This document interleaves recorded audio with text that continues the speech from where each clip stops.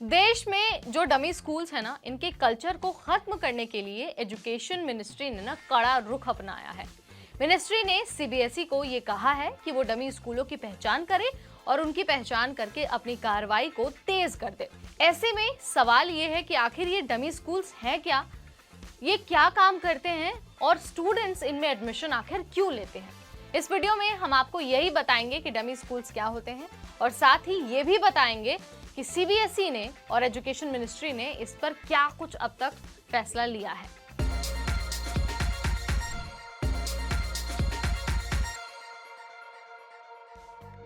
हाय, मेरा नाम है नेहा उपाध्याय और आप सबका बहुत स्वागत है एनबीटी टेक पर। देखिए, देश में ना कई सारी ऐसी शिकायतें आ रही हैं, कई सारे ऐसे मामले सामने आ रहे हैं जहां पर पेरेंट्स अपने बच्चों को बेहतरीन स्कूलों से निकाल कर ना डमी स्कूलों में एडमिशन दिलवा रहे हैं।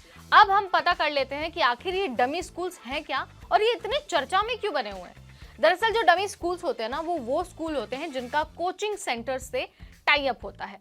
आपको क्या करना है, सिर्फ डमी स्कूल्स में एडमिशन लेना है और उसके बाद अटेंडेंस की कोई टेंशन नहीं लेनी है, स्कूल जाने की ज़रूरत ही नहीं है और आप पूरी तरह से जेईई या फिर नीट की तैयारी पर फोकस कर सकते हैं और जाकर कोचिंग में पढ़ सकते हैं। इसका मतलब है कि आप स्कूल सिर्फ इसलिए जा रहे हैं ताकि आप टेस्ट दें, एग्जाम दें और आपका जो भी टाइम बच रहा है वो टाइम आप प्रिपरेशन में निकाल रहे हैं।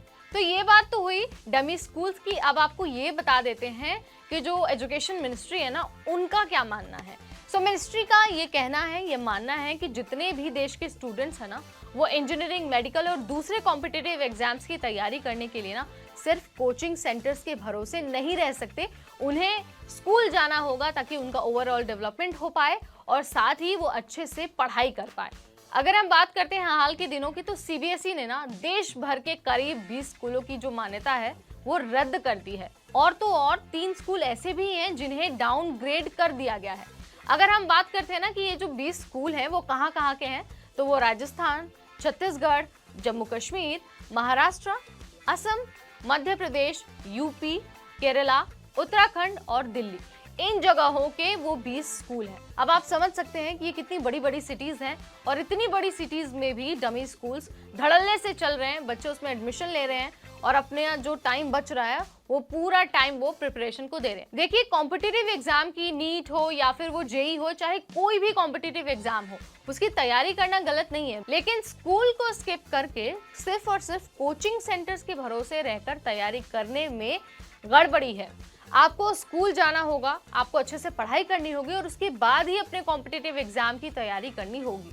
ये जो 20 स्कूल है ना जिनकी मान्यता रद्द कर दी गई है, आपको हम यही सलाह देंगे कि आप उन स्कूलों में कभी ना जाएं, कभी एडमिशन ना लें, क्योंकि आपकी पढ़ाई की कोई वैल्यू ही नहीं रहेगी, क्योंकि वो स्कूल ही खुद रिकॉग्नाइज्ड नहीं है।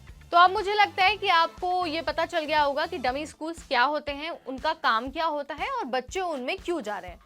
जितने भी पेरेंट्स हैं ना, वो अक्सर क्या करते हैं कि तैयारी कराने के लिए कोचिंग में एडमिशन दिला देते हैं और फिर इन डमी स्कूल्स में एडमिशन ले लेते हैं, जो कि बिल्कुल गलत है। सीबीएसई इसके लिए बहुत ज़्यादा सख्त है और इस पर कार्रवाई भी तेज़ करने वाली है। तो अगर आपने भी अभी अपने बच्चे का जो एडमिशन है वो डमी स्कूल में कराया है, तो प्लीज़ उसे अभी विड्रॉ करा दीजिए और अच्छे स्कूल में उसे पढ़ाइए जहाँ पर वो रेगुलरली जाकर पढ़ाई कर सके।